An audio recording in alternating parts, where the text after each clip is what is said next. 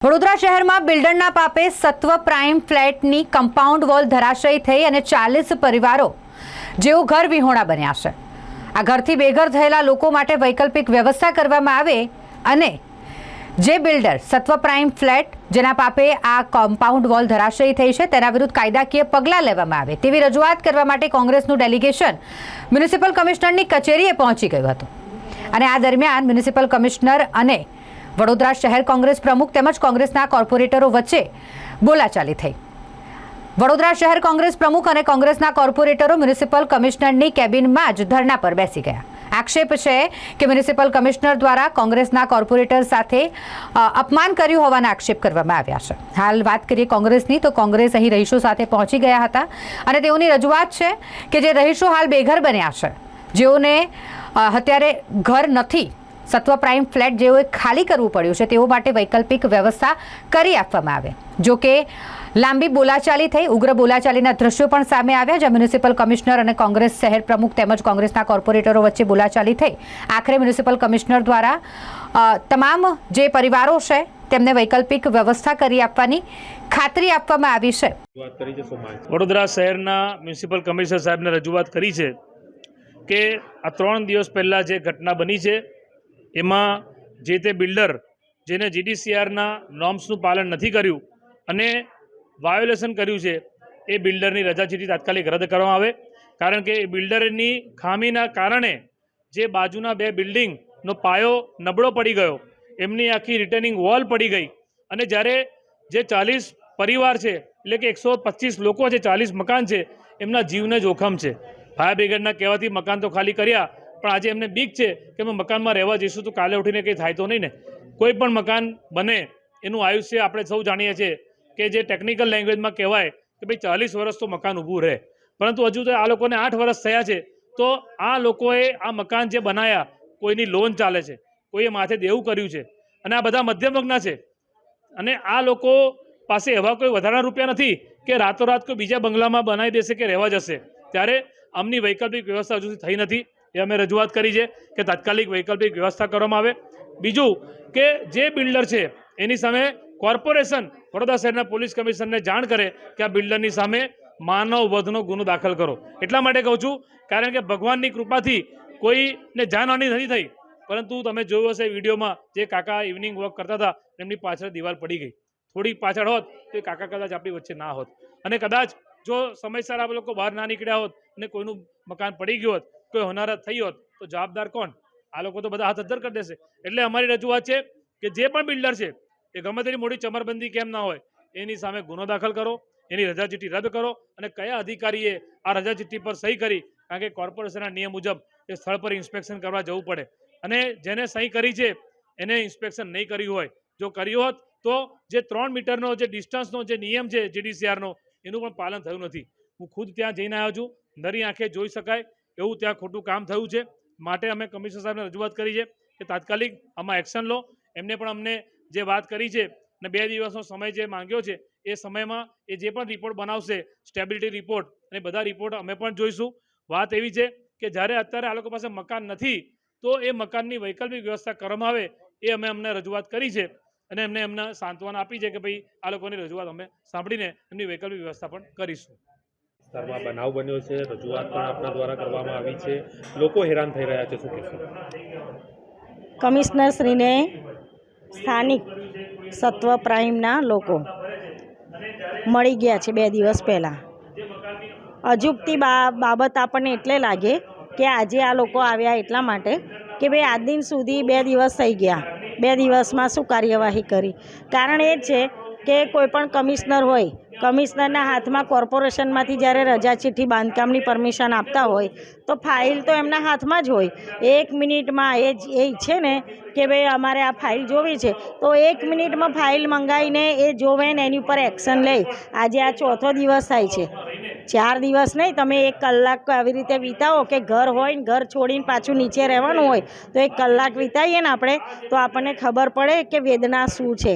અને એટલે જ આજે અમે રજૂઆત કરવા આવેલા। હજુ કમિશનર સાહેબ એવું કહે છે કે 2-4 દાડા આપો, તો 2-4 દાડામાં રવિવાર આવી જશે, ધૂળેટીની રજાઓ આવી જશે, એટલે 2-4 દાડાનો અર્થ શું છે એ તો એમને જ ખબર છે।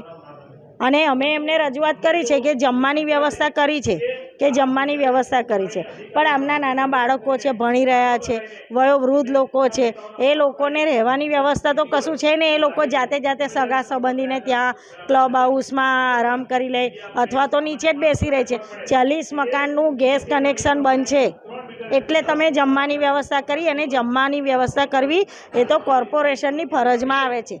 જ્યારે પણ આપણે કોઈ પણ કુદરતી આફત થાય છે તો કોર્પોરેશન તરફથી જમવાની ને રહેવાની વ્યવસ્થા કરવામાં આવે છે, કારણ કે આપણી ફરજમાં આવે છે. એ આપણે કોઈ ઉપકાર નથી કરતા, પણ આ લોકોએ મફતમાં મકાનો નથી લીધા, લોન લીધી છે, દેવું કરીને મકાન લીધા છે ને હજુ તો લોકોની 10 વર્ષની લોન બાકી છે. અને જ્યારે આખું નીચેનું સ્ટ્રક્ચર ડેમેજ થઈ જતું હોય તો આનો સ્ટ્રક્ચર રિપોર્ટ કરાવવાનો, તો સ્ટ્રક્ચર એન્જિનિયર કોણ? તો કે બિલ્ડરનો માણસ. તમે સમજો, બિલ્ડરનો જ માણસ હોય અને સ્ટ્રક્ચર રિપોર્ટ એ જ કરતો હોય, અને અધિકારીઓ એમને એવો જવાબ આપે છે કે અમારી પાસે સ્ટ્રક્ચર એન્જિનિયર નથી, બિલ્ડરનો માણસ જે છે એ એનો રિપોર્ટ કરશે. તો એનો રિપોર્ટ કઈ રીતે આપણે માનીએ કે આ નિષ્પક્ષ હશે? અને સ્થાનિકો તો ના માને ને. આપણે કહીએ કે ચલો નિષ્પક્ષ હશે, પણ સ્થાનિકો માને કે આનો રિપોર્ટ નિષ્પક્ષ હશે? 40 વર્ષનું મકાન જે હોય એ 10 વર્ષમાં કરોડ ફૂસ થઈ જાય એવી હાલત મકાનોની કરી દીધી. તો આજે 40 મકાનો છે અને 40 મકાનોમાંથી એક પણ મકાન એવું નથી કે કોઈને એમને પડાવી લીધેલું હોય. લોકોએ આ મકાન લોન લઈને કરેલું છે, એટલે લોકોનો આક્રોશ પણ હોય અને લોકોની માંગણી પર હોય. લોકો આજે આટલા તાપની અંદર આટલી ગરમીમાં ફરી રહ્યા છે, ન્યાય માટે ફરી રહ્યા છે, અને ન્યાયની ગુહાર જ્યારે લગાવતા હોય ત્યારે અમે તો એમની સાથે છે જ, પણ આ લોકો શું કરે છે એ જોવાનું રહ્યું. આવે દુર્ઘટના ઘટશે કદાચ તો જવાબદાર આ દુર્ઘટના ઘટે તો સંપૂર્ણ જવાબદારી જેણે રજા ચિઠ્ઠી આપી હોય એ જ હોય, કારણ કે અમે અગાઉ પોલીસ કમિશનરશ્રીને મળવા ગયા. પોલીસ કમિશનરશ્રીએ પણ એવો જ જવાબ આપ્યો છે કે આ તમામ બાબત કોર્પોરેશનને લગતી છે. જો કોર્પોરેશનના અધિકારી અમને એવું કહે કે આ રીતે આ બાંધકામની પરમિશન આવી આપી હતી ને એના નિયમ વિરુદ્ધ આ કર્યું છે તો અમે તરત એક્શન લઈશું. એટલે પોલીસ કમિશનર સાહેબ જો કહેતા હોય કે કોર્પોરેશનના પુરાવાના આધારે અમે FIR દર્જ કરીશું તો કોર્પોરેશને તાત્કાલિક કરવું જોઈએ, અને કંઈ પણ ઘટના બને તો એની જવાબદારી કોર્પોરેશનની હોય. રજૂઆત છે આપની, કોને મળ્યા છો? હું સત્વ પ્રાઇમમાં રહું છું. મારું નામ નિમિષા ધગત છે. હું ત્યાંની પ્રમુખ છું. અમારા 2 ટાવરને વસંતતારા જે બનતી હતી બિલ્ડિંગ એ ધરાશાયી એમના કંઈક ખોદકામ કરવાથી અમારા ત્યાંના 2 ટાવરને બી નુકસાન થવાથી 40 જેટલા રહીશોને બેઘર થવું પડ્યું છે.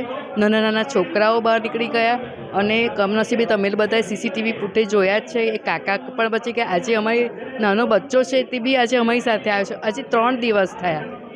હોળી ધૂળેટીનો તહેવાર આજે એકદમ જ 41 ડિગ્રી ટેમ્પરેચર થઈ ગયું.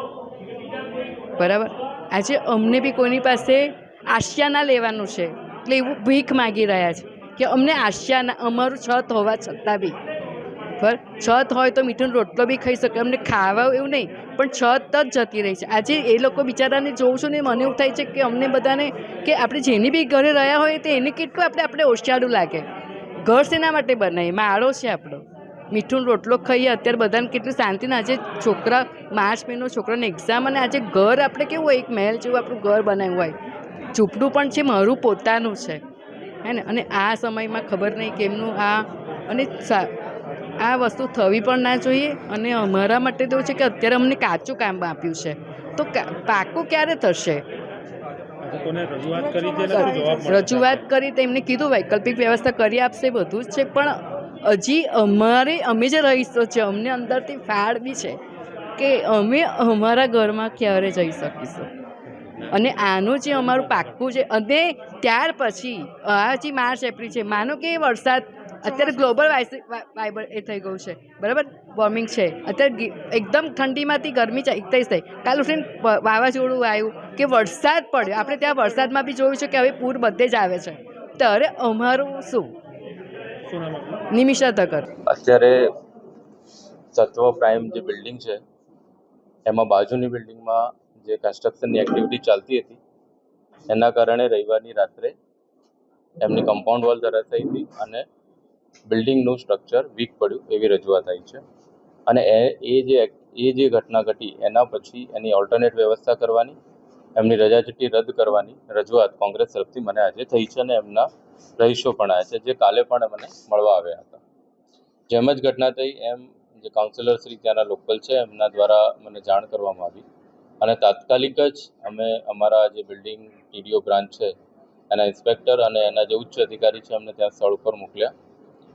જે બિલ્ડિંગનું કન્સ્ટ્રક્શન થતું હતું એ બિલ્ડરને પણ અમે જાણ કરી. આ ઘટના કેમ બની એનું ઇન્વેસ્ટિગેશન અથવા ઇન્ક્વાયરી કરવાનું મેં કીધું છે. એનો રિપોર્ટ 1-2 દિવસમાં આવશે. સાથોસાથ જેમ જ ઘટના બની એમ અમારા લોકો ત્યાં પહોંચી ગયા હતા અને જે પણ એમને મદદ કરવાની હતી એ કરવાનો એમને પ્રયત્ન પણ કર્યો હતો. અત્યારે પણ હું એમ જ કહું છું કે એમને જે પણ મદદની જરૂર હશે વહીવટીતંત્ર અને એ બિલ્ડર મારફતે અમે કરાવડાવશું. બીજી વસ્તુ એ છે કે એની રજા ચિઠ્ઠી કઈ રીતે અપાઈ અને એનું માર્જિન કેટલું હતું એ બધું ઇન્ક્વાયરી કરી અને 1 કે 2 દિવસમાં રિપોર્ટ કરવામાં આવશે. અત્યારે સૌથી અગત્યનું એ છે કે જે બિલ્ડિંગ છે એની સ્ટ્રક્ચર સ્ટેબિલિટીનું મેં કીધું છે. એ સ્ટ્રક્ચર સ્ટેબિલિટી ઓકે આવે તો પછી એ લોકો આમાં રહેવા જઈ શકે. જો ના આવે તો પછી એની ઓલ્ટરનેટ વ્યવસ્થા કરવી પડે. એ બધા પ્રયત્નોમાં અમે છીએ એવી અમે એમને ખાતરી પણ આપી છે.